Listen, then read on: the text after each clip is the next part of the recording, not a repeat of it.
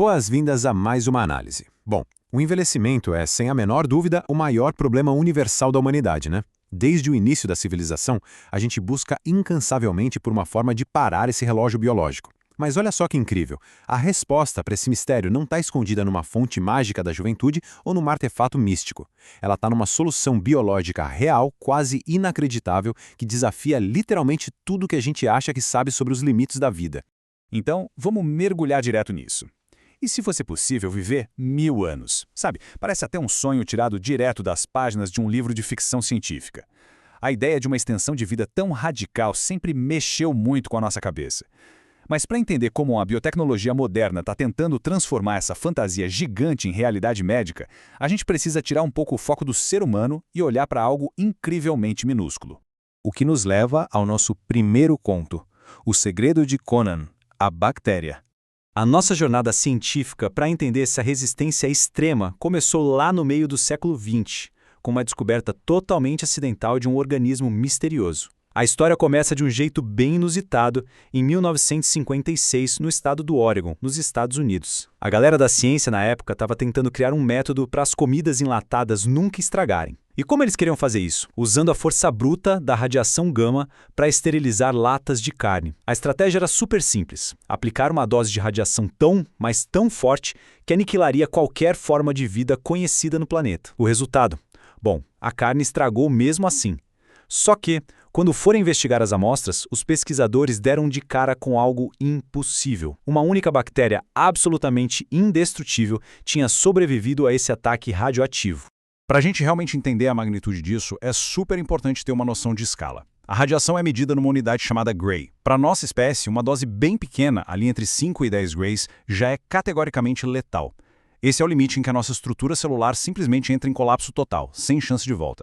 E é bem aí que a natureza vira o jogo de um jeito espetacular. Aquele organismo microscópico encontrado nas latas de carne consegue suportar absurdos 15.000 Grays. É mole. E como se não bastasse, ele continua se reproduzindo tranquilamente depois disso.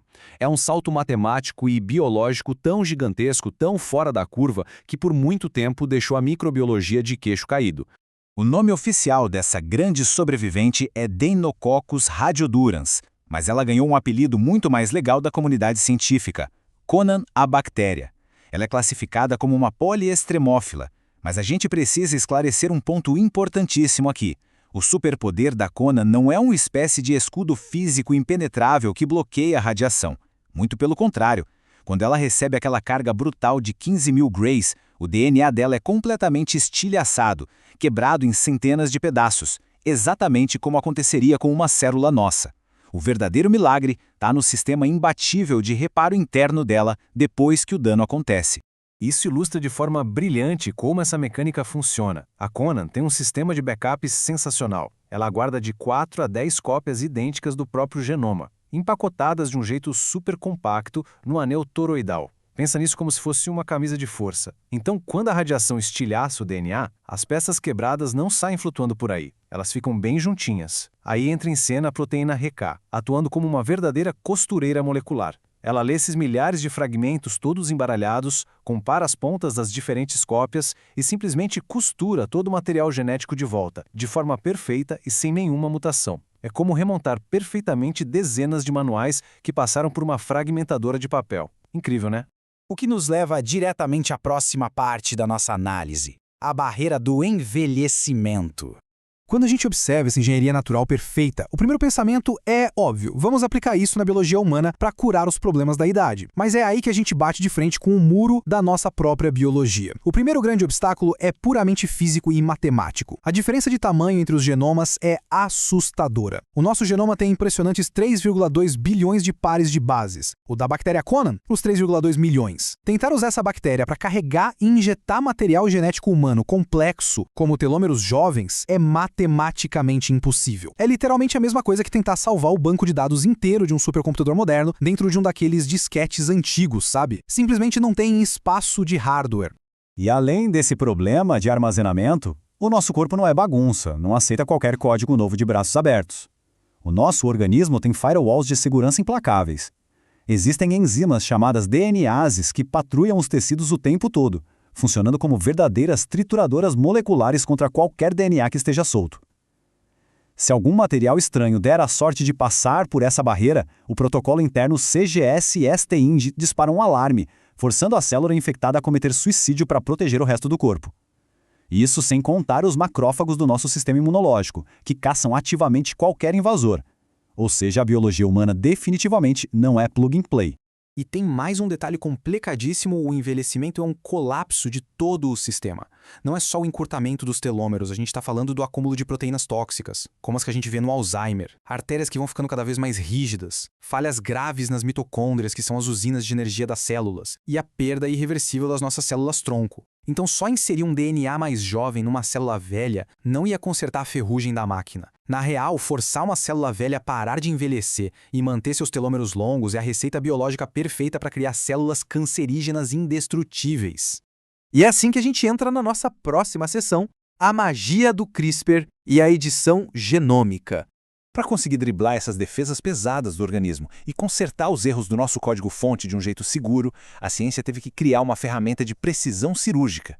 E o que é realmente interessante de observar aqui é como esse mecanismo hackeia o sistema de emergência da célula humana em 4 passos super engenhosos.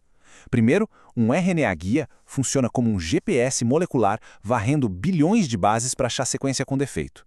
Depois, a famosa enzima Cas9 age feito um bisturi microscópico, fazendo um corte intencional bem naquele DNA velho. Esse machucado acorda a célula, que corre para consertar o estrago. E é nesse exato momento que o modelo de DNA saudável entra em cena. Desesperada, a célula usa esse DNA novo como um molde, preenchendo a lacuna. E pronto, o erro genético acaba de ser reescrito.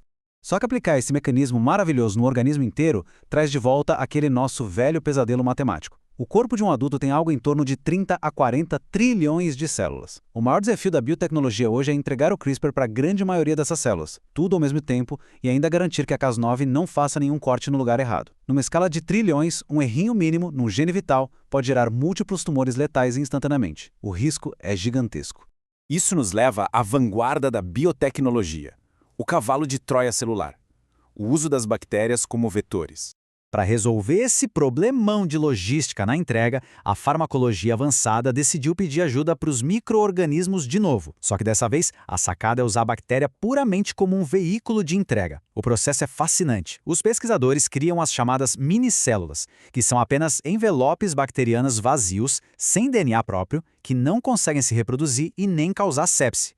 Aí, eles colocam o pacote genético do CRISPR lá dentro. A membrana desse envelope ganha umas chaves químicas que só se ligam aos receptores de um órgão específico, tipo o fígado ou cérebro. Usando um truque natural chamado quimiotaxia, essas cápsulas conseguem até nadar direto para ambientes ácidos, como tumores. E para entrar na célula humana sem tomar tiro do sistema imunológico, proteínas chamadas invasinas enganam a membrana do alvo. A célula humana acha que é tranquilo, engole o pacote e recebe a cura genética.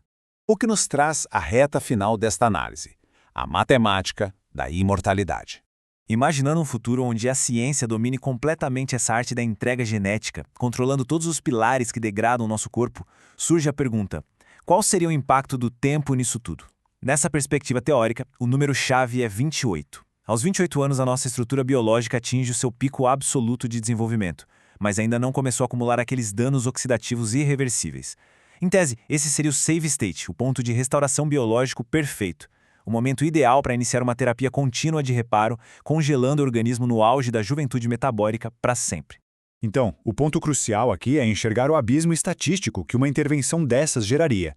Se as falhas nos órgãos e a degeneração do DNA fossem extintas, a morte só aconteceria por acidentes ou eventos externos incontroláveis. Os especialistas em demografia da longevidade calculam que a expectativa média de vida daria um salto absurdo, dos atuais 80 anos para a faixa de 700 a 1000 anos. A própria ideia de morrer de velhice simplesmente desapareceria da sociedade humana. Mas como a gente sabe, a biologia sempre cobra o seu preço, e as leis da termodinâmica são inflexíveis. Manter um corpo nesse estado de hiperregeneração exigiria um consumo gigantesco de energia celular, causando uma exaustão metabólica constante. E tem os limites neurológicos, né? Ninguém faz a menor ideia de como o cérebro físico armazenaria 1000 anos de memórias sem começar a apagar o próprio passado para liberar espaço, alterando brutalmente a essência de quem nós somos. E o mais irônico, Manter trilhões de células com capacidade de regeneração infinita cria, estatisticamente, o ambiente perfeito para que, eventualmente, ocorra a mutação de um câncer perfeitamente invencível. E tudo isso nos joga para uma reflexão que vai muito além das fronteiras da ciência, entrando de cabeça na filosofia e na nossa própria essência. Se num futuro distante a gente realmente conseguir hackear os segredos da natureza, dominando desde a biologia de bactérias extremófilas até as tesouras genéticas de precisão, será que o imenso preço metabólico e principalmente psicológico de viver 1000 anos realmente valeria a pena? É um dilema extraordinário e uma questão que a nossa sociedade em algum momento vai precisar encarar de frente. Fica aí a reflexão. Muito obrigado por acompanhar mais esta exploração. Até a próxima!